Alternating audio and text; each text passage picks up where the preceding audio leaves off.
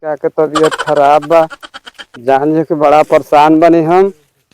सुनो तनी के जब झारे वाला बाणा जा बड़ी तबीयत खराब बा हमारा लड़का के। बहुत जागो तो खौनी ठीके निके हो। और लड़का का हां का हो गई बा हो? अरे एकर बुझाते निके का धइले बा। बोलतो नहीं खे ना बोलतो निके। तो बड़ा समस्या वाली बात बा हो। तनी देखी ना बड़ा नाम तनी बा। देखी ना रउआ बड़ा नाम बाटे दूर ले।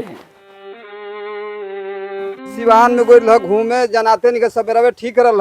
अच्छा आई जनाते निके कि कहां गइल है ये बहिन कइला घरवा लागल छपटा। सिवान में गइल ह। हां कहीं झखवा वाले नहीं खा ना। ना अबे तो कहीं ना लग रही है जे सुन ले नाम तो आइल है। अरे हमनी के तंची जबर में थार जाने ला। तो यही से ना लेके आइल बानी। अच्छा करे का भइल बा? अब पता ना बाबा देखी जा का तनी भइल बा। उठा के तनी बैठावा तो। जगता बोलता का हो तोहर कैसन शरीर बा? ही दादा का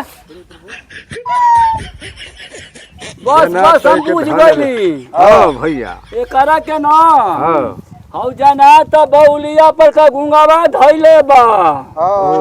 वही तरह बोलेला। उहे हम कहले भाग जाई हां ना इनका के भागा न दे का से ठीक बा बाबा ठीक हो जाए तो अबरी रोगी लिया के आइब हम। ठीक होई तो। हां हां लेकिन देखो हमरा चौरा पर मेहरारू मत लेके आई हां। मेहरारू लेके ना आइब। हां देखी देखी बहुत हम ठीक परेशान बा। बनी। तो हमनी के देखतन जा हे जाएंगे सोचा लिया ठीक बा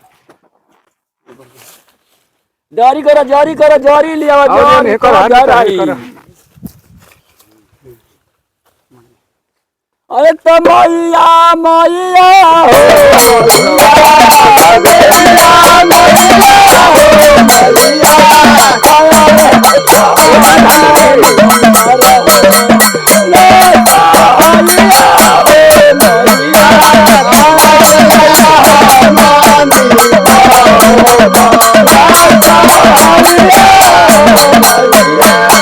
अरे कवना बन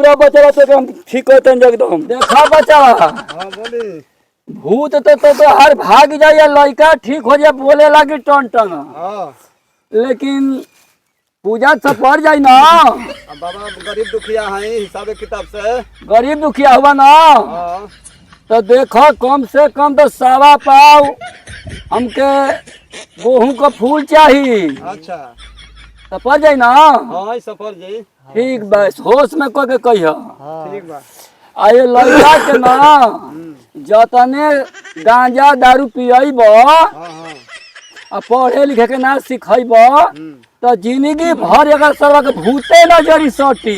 ये बात तोहरे के ना हम देखा घींच के बिक देता नहीं फिर सटी हाँ ना जरी है ना।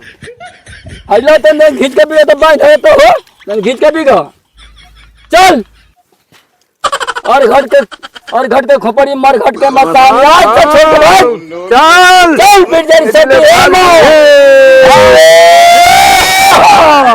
गोड़ लगा तनी जी हमार बाबूजी खुश रहता ठीक हो जुग जाए। जुग जी।